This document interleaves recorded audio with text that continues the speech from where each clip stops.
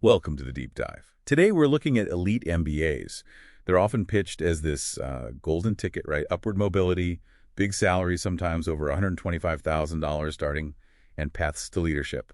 It sounds great. It does, but here's the interesting paradox. These programs are fantastic at teaching let's call it the science of management, balance sheets, company valuation. Good hard skills. Exactly. But they often miss the art, creating value, the psychology of money, those unwritten rules of influence that, frankly, drive a lot of real-world success. Right. So our mission in this deep dive is to really deconstruct that relationship between the MBA and money.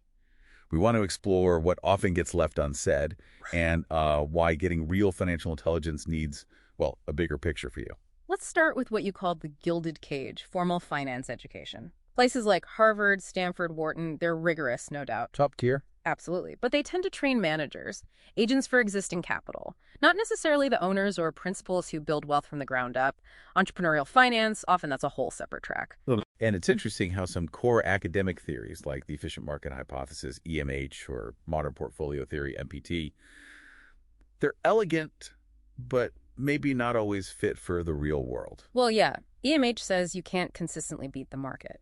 But then you see things like the '87 crash or huge bubbles. Markets aren't always rational. Information isn't perfect. And MPT. MPT tries to optimize your portfolio, but it relies heavily on forecasts, which can be, well, garbage in, garbage out sometimes. And the diversification benefit, it often vanishes in a crisis just when you need it. Everything correlates. It feels like these models can give you an illusion of control. I remember reading a Forbes piece where a finance chief basically called long-term projections magical thinking, saying he rarely used complex models himself. That's a great point. It highlights the gap between theory and practice, which brings us to the unteachable stuff. Oh. Behavioral mastery. The psychology. Exactly. Even the smartest people fall prey to biases, like loss aversion, feeling the pain of a loss, twice as much as the pleasure of a gain, so you hold losers too long. Or selling winners too early. That too. Then there's herd behavior. Think about Silicon Valley Bank panic spreads like wildfire. Or just overconfidence, believing you can outsmart everyone. Morgan Housel writes a lot about this psychology of wealth, doesn't he? He does, and his insights are crucial, like his idea that no one is crazy. Your financial decisions make sense based on your unique experiences, even if they look odd to others. And the difference between getting wealthy and staying wealthy. Big difference. Getting wealthy might involve taking risks. Staying wealthy, that's about survival.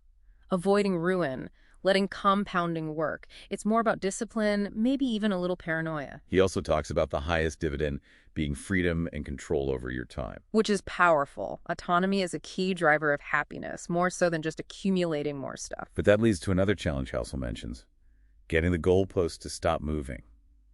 That constant desire for more. Yes, the insatiable appetite. Social comparison is a killer here. You look at someone like Bernie Madoff already making millions legally, but it wasn't enough. He risked everything. And you think the MBA environment itself might actually feed into that? It potentially can, yeah. The focus on prestige, competition, constantly comparing yourself to peers, it can inadvertently cultivate that inability to define enough, the very thing it doesn't teach you how to manage. Okay, so theory and psychology are part one. What about practical skills, the street smarts? Negotiation beyond the case study. Right. Real negotiation isn't just about frameworks. It's about building rapport, listening actively, reading the room, managing emotions. It's dynamic. Improvising. Definitely. Using tactics like MISOs, multiple equivalent simultaneous offers to find common ground. The huge Kraft and Starbucks arbitration, that $2.75 billion payout.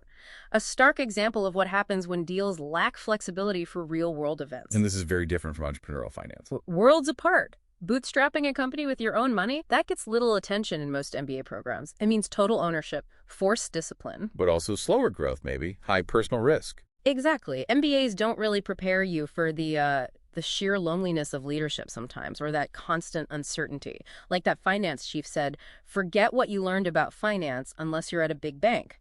Your job is to be the conscience of the business. And finding money. Networking for investment must be key. Capital is a conversation. Absolutely. It's not just transactional, it's research, getting warm introductions, telling a compelling story about mutual benefit, knowing your numbers cold, and crucially, building long-term relationships. It's ironic, isn't it? These crucial street smarts, The social and emotional intelligence are often kind of devalued in academic settings that prize the analytical book smarts. Which brings us to maybe the biggest gap. Personal finance. The MBA trains you to manage corporate capital, but what about your own capital? It's a massive blind spot, especially for high earners. Things like advanced tax strategies, tax loss harvesting, donor-advised funds, maybe backdoor Roths. Precisely. Or essential estate planning, wills, trusts, powers of attorney, planning for business succession, with things like buy-sell agreements, protecting the wealth you build. And there's a final layer to this, isn't there? The MBA teaches agency theory for corporations, the principal versus the agent. Yes, but it rarely encourages you to apply that to yourself. Your future self is the principal, the owner.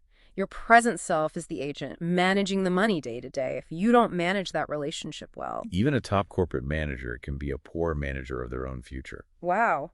So, look, the MBA is incredibly powerful. It gives you the science, but it often leaves out the art, the psychology, the wisdom of self-mastery. So the takeaway for you listening isn't book smarts or street smarts. It's integrating both, right? The analytical rigor and the behavioral intelligence, the practical judgment. Exactly. Think of the MBA not as the end goal, but as a really strong foundation. The real work, that starts after graduation. It's a lifelong process, cultivating self-awareness, applying these principles not just to a company, but to the balance sheet of your own life. That's the path to real financial independence and freedom.